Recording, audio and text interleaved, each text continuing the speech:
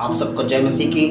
मैं शशि आपका स्वागत करता हूँ अपने YouTube चैनल पर और जीवित खुदा की जीवित हजूरी में। अजीजों, मैं विश्वास करता हूँ कि बीते समय परमेश्वर ने आप सबको सेफ और सुरक्षित रखा और अपने पवित्र हाथों में मुकम्मल रखा है। और मैं विश्वास करता हूँ कि आज का वचन सुनने के द्वारा परमेश्वर आपको आप तमाम बंधनों से आज़ाद करेगा। जो भी श्राप जो बाप दादाओं के ज़माने से चले आ रहे हैं, उन तमाम श्रापों से परमेश्वर आपको आज़ाद करेगा। अजीजों, हम देखेंगे कि आज जीभ के द्वारा जो है इंसान क्या क्या तरह के पाप करता है। परमेश्वर के वचन में लिखा कि जीभ एक ऐसी बला है जो एक पूरे जीवन को तहस नहस कर देती है। और इसी जीभ के द्वारा मनुष्य हर प्रकार के पाप करता है। वो इसी जीभ के द्वारा गाली भी देता है, निंदा भी करता है, बुराई भी करता है, चुगली भी करता है। और इसी जीभ के द्वारा वो परमेश्वर की महिमा भी करता है, स्तुति भी करता है, आराधना भी करता है और लोगों को आशीष भी देता है। पर अजीजों, परमेश्वर का वचन क्या कहता कि हमें इस नाशवान चीज को जो जीभ है इसे नियंत्रण में रखना है। अगर हम इस पर नियंत्रण नहीं रख सकते तो ये एक ऐसी चीज है जो पूरे जीवन को सत्यानाश कर सकती है। अगर देखा जाए तो एक छोटी सी चिंगारी एक बहुत बड़े जंगल को जलाकर नष्ट कर देती है। इसी तरह ये जीभ भी हमारे जीवन में एक अधोलोक का नाश करती है। ये जीभ एक ऐसी बला है जो हमें मृत्यु की ओर ले जाती है। अगर हम इसका इस्तेमाल सही तरीके से ना करें, अगर हम इसे नियंत्रित ना कर सके तो ये लोगों के जीवन में जहर घोल सकती है। ये उस जहरीले सांप की तरह है। जैसे सांप किसी को डसता है और लोग मर जाते हैं, ये वैसे ही मीठी छुरी का काम करती है। अगर हम किसी को बद्दुआ देते हैं, श्राप देते हैं, तो वो श्राप क्या होता है, उनके जीवनों में काम करता है। इसलिए अजीजों, ये जीभ जो है बहुत ही बड़ा एक श्राप है। अगर हम इसे नियंत्रित नहीं कर सकते, अगर हम इसे सही तरीके से इस्तेमाल ना करें तो। परमेश्वर के वचन में क्या लिखा, अगर हम देखेंगे तो परमेश्वर का वचन क्या कहता है, परंतु डरपोकों और अविश्वासियों और घिनौनों और हत्यारों और व्यभिचारियों और टोनों और मूर्ति पूजकों और सब झूठों का भाग उस झील में मिलेगा जो आग और गंधक से जलती है। और यह क्या है, दूसरी मृत्यु है। ये कहाँ लिखा, प्रकाशित वाक्य और उसकी 21 अध्याय की 8 आयत में। परमेश्वर क्या कहता है, परंतु डरपोकों और अविश्वासियों और घिनौनों और हत्यारों और व्यभिचारियों और टोनों और मूर्ति पूजकों और सब झूठों का भाग उसी झील में मिलेगा जो जलती हुई नरकुंड की आग है। अर्थात वो लोग जो झूठे हैं, जो मूर्ति पूजक हैं, जो परस्त्रीगामी हैं, जो व्यभिचारी हैं, और क्या कहता है कि जो निंदा करने वाले हैं, इन सब का भाग कहाँ मिलेगा, उसी नरकुंड की आग में जो जलती हुई है। पर परमेश्वर क्या कहता है, कहता है कि अगर हम अपनी जीभ को अपनी परमेश्वर की महिमा के लिए इस्तेमाल नहीं करते, लोगों की निंदा के लिए, बुराइयों के लिए इस्तेमाल करते हैं, तो क्या कहता है कि वो हमारा भाग भी क्या है, उसी नरकुंड की आग में मिलेगा जो जलती हुई झील है, जो दूसरी मृत्यु है। अजीजों, अगर हम इस जीभ को सही तरीके से इस्तेमाल नहीं कर सकते, इसे लोगों के लिए प्रार्थना करने के लिए इस्तेमाल नहीं करते, अगर परमेश्वर की महिमा के लिए इस्तेमाल नहीं करते, लोगों की आशीषों के लिए इस्तेमाल नहीं करते, वरन हम इस जीभ से क्या करते हैं, निंदा ही करते हैं, बुराई ही करते हैं, चुगली ही करते हैं, झूठी बोलते हैं और व्यभिचार ही करते हैं, तो क्या कहता है, कहता है कि तुम्हारा भाग परमेश्वर के स्वर्ग राज्य में नहीं है, वरन तुम्हारा भाग उस नरकुंड की आग में है, उस झील में है जो धधकती हुई है। और वहां पर तुम्हारे लिए क्या है, ये दूसरी मृत्यु है। और इस मृत्यु का कभी कोई अंत नहीं हो सकता, क्योंकि जो कोई उस नरकुंड की आग में गया वो कभी दोबारा वापस नहीं आ सकता। इसलिए अजीजों, जीभ क्या है, जीभ ही हमारे जीवन की दिशा को निर्देश करती है। जीभ ही हमारे जीवन को बताती है कि हमें किस ओर जाना है। परमेश्वर का वचन क्या कहता कि तुम अपने ही वचनों के द्वारा दोषी या धर्मी ठहरोगे। अगर हमारे जीभ के द्वारा कोई गलत शब्द निकले, किसी की निंदा हुई, किसी की बुराई हुई, या किसी की चुगली हुई, या किसी को श्राप दिया गया, तो क्या कहते हैं कि हम क्या है, श्रापित हैं। पर परमेश्वर का वचन क्या कहता है, कहता है कि तुम श्राप देने के लिए नहीं बुलाए गए हो, तुम आशीष की संतान हो, आशीष के वारिस हो, इसलिए आशीष ही दिया करो।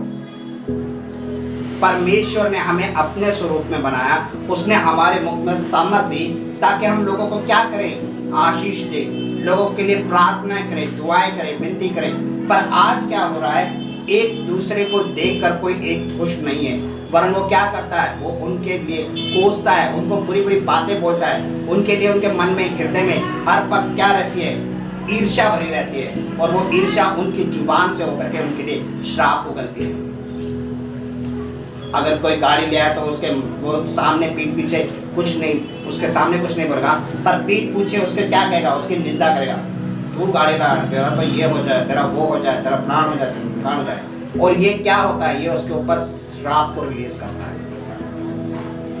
और अजीजों, जिसके लिए वो बोला जाता है उसका तो श्राप होता ही होता है, पर जो दे रहा है उसके जीवन में भी एक बहुत बड़ा संकट आ जाता है। क्योंकि परमेश्वर के वचन में क्या लिखा है, परमेश्वर कहता है कि जिसे तू आशीष देगा मैं तुझे आशीष दूंगा, और जिसे तू श्राप देगा मैं तेरे को भी श्राप दूंगा।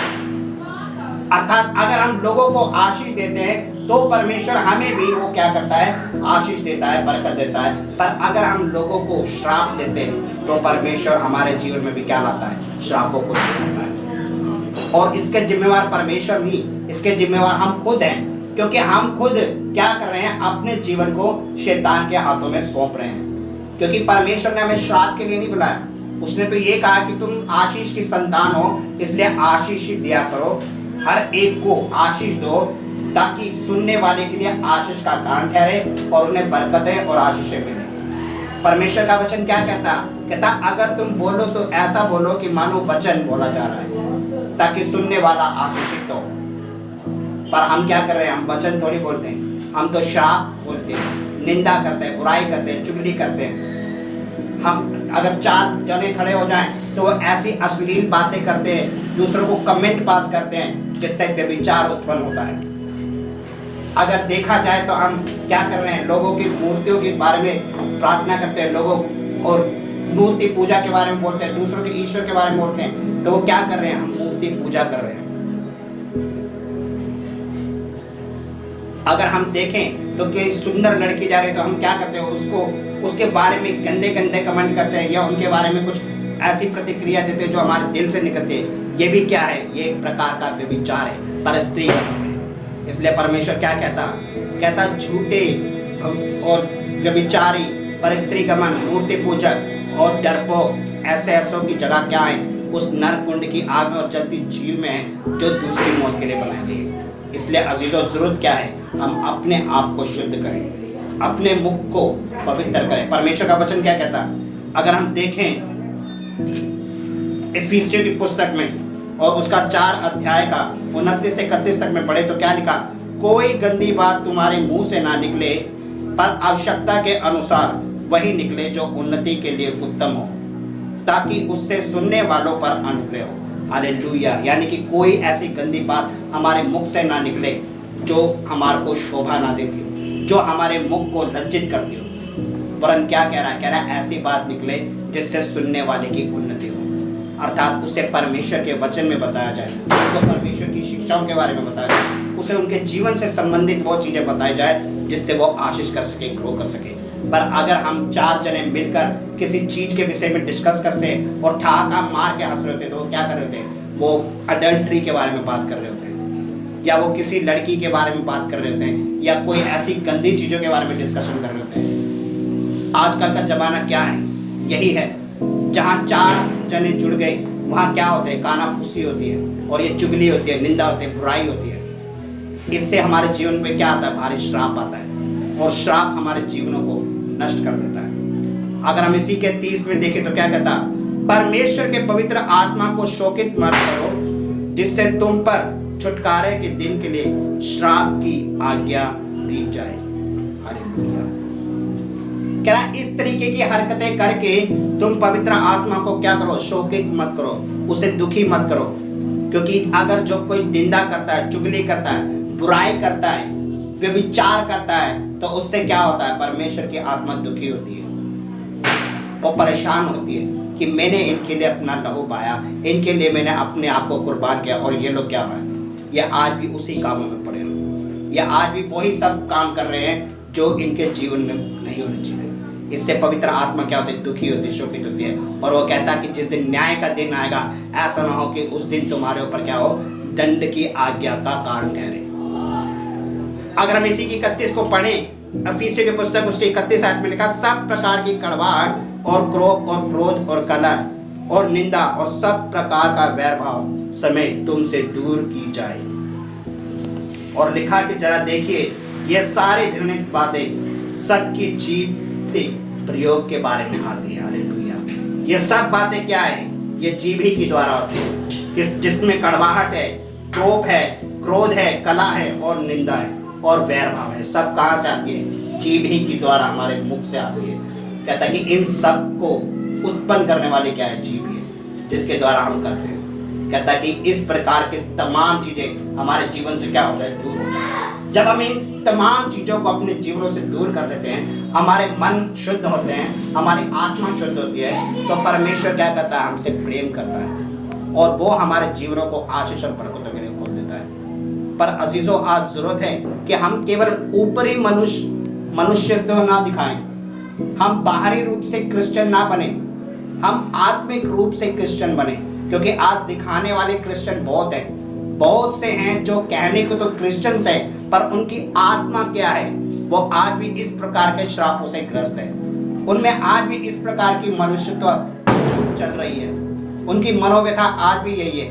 वो दूसरों को खुश देखकर खुश नहीं होते, उनकी खुशियों में शामिल नहीं होते, वरन उनके मन क्या करते हैं? हमेशा जेलसी रखते हैं।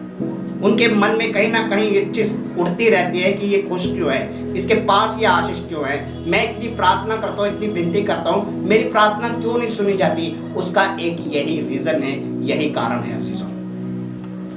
जब हमारे मन में शांति नहीं, हमारे मन में प्रेम नहीं, हमारे मन में पवित्रता ही नहीं, तो हमारी प्रार्थनाएं कभी परमेश्वर के पास नहीं पहुंच सकती। परमेश्वर उनके पास होता है जो मन के दीन हैं और दुखी हैं, और जो पवित्रता से, रूह और सच्चाई से परमेश्वर की आराधना स्तुति करते हैं। परमेश्वर का वचन क्या कहता मैं होम बलियों से और मेल बलियों से प्रसन्न नहीं होता, जो तुम चढ़ा दोगे तो मुझे खुश हो गया, भाई मेरे पाप क्षमा हो गए। नहीं, कहता मैं दुखी और टूटे और पिसे हुए मन से प्रसन्न होने वाला परमेश्वर हूँ। अगर तुम दुखी रो करके, गिड़गिड़ा करके परमेश्वर को पुकारोगे और उससे प्रार्थना करोगे, तो वो तुम्हारी क्या करेगा? वो सुनेगा और जवाब देगा और तुम्हें हील भी करेगा और तुम्हें आशीषित भी करेगा, तुम्हें बरकतें भी मिलेंगी। तब तुम्हारी दुनिया की कोई ताकत तुम्हारी प्रार्थना को उत्तर आने से नहीं रोक सकती। पर आज क्या होता है? लोग प्रार्थना करते हैं, विनती करते हैं, उपवास करते हैं, रोजे रखते हैं, पर उनकी प्रार्थनाओं के जवाब नहीं आते। कारण जीभ के श्राप, मन की कड़वाहट, निंदा, बुराई, चुगली। अगर इंसान इन सब से दूर हो जाए तो परमेश्वर हमारे साथ रहता है, वो हर पल हमारे साथ है। परमेश्वर क्या कहता है? मैं पापी पर भी अपना सूर्य उदय करता हूँ और धर्मी पर भी। अब धर्मी तो धर्मी है, उसकी तो सुनी जाएगी क्योंकि वो पवित्र है। वो पापी की भी सुनने को तैयार है, पर अगर वो अपने मन को शुद्ध करे तो, अगर वो अपने हृदय को पवित्र करे तो, अगर वो शांति के साथ परमेश्वर के पास आए तो, अपने मन को फिराए तो, उसके मन में दूसरों के प्रति कोई खटपट नहीं होनी चाहिए, उसकी जीभ पे कभी किसी की निंदा या चुगली ना हो, उसके हृदय में किसी के लिए कड़वाहट ना हो, गाली के बदले गाली नहीं या थप्पड़ के बदले थप्पड़ नहीं। परमेश्वर क्या कहता हम गाली के बदले गाली देने के लिए नहीं बनाए गए, थप्पड़ के बदले थप्पड़ देने वाले नहीं बनाए गए, वरन हम प्रेम के लिए बनाए गए। परमेश्वर क्या कहता प्रेम करो, एक दूसरे से प्रेम करो ताकि तुम मेरे चेले कहलाओ। प्रभु यीशु मसीह भी प्रेम करता था, इसीलिए वो क्या हुआ? वो सिद्ध हुआ। उसने आखिरी तक अपने शत्रुओं के लिए प्रार्थना की कि हे परमेश्वर इन्हें क्षमा कर, क्योंकि ये नहीं जानते कि ये क्या कर रहे हैं। और इसलिए परमेश्वर ने क्या किया? उसकी प्रार्थना को सुना। पर आज अगर कोई हमारे एक थप्पड़ मार दे तो हम जब तक उसके 4 नहीं मारेंगे, हमारी शान में क्या होता है? गुस्ताखी आ जाती है। पर अजीजों, हमें इस प्रवृत्ति को छोड़ना है, क्योंकि यही वो काम है जो शैतान हमारे मन में डालता है। शैतान जानता है कि अगर हम जब तक नहीं मारेंगे हमारा गुस्सा शांत नहीं होगा। वो हमारे मन को उकसाता रहता है कि मार, गाली दे, चुगली कर, निंदा कर, बुराई कर, वो तेरे बारे में इतना कुछ कह रहा है, अरे तू कैसे जाना जाएगा? पर ये हमारे मनुष्य का स्वभाव नहीं है, ये प्रभु यीशु मसीह का स्वभाव नहीं है। प्रभु यीशु मसीह दीन था, नम्र था, शांत था।